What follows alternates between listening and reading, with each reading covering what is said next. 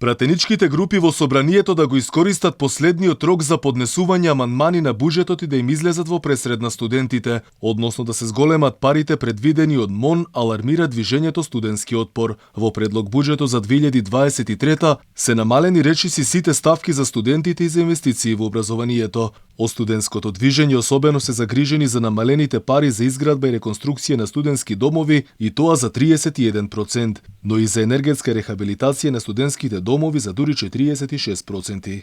Со зголемување на средствата бараме зголемување на субвенцијата за студентски оброк од 120 на 160 денари и задржување на постојните критериуми, но исто така бараме во студентските домови да има повисок квалитет на храна и лифтовите да работат во текот на целиот ден. Во делот на инвестициите во образованието бараме да се предвидат средства за реконструкција на сите студентски домови. Инаку минатата недела студентите протестираа во 2 наврати, незадоволни од тоа што не се инвестира во студентскиот стандард и во квалитетот на образованието, но и покрај средбите во власта и ветување дека ќе им се помогне, во собранието не помина амандманот со кој на студентите требаше да им се зголеми износот за студентски оброк.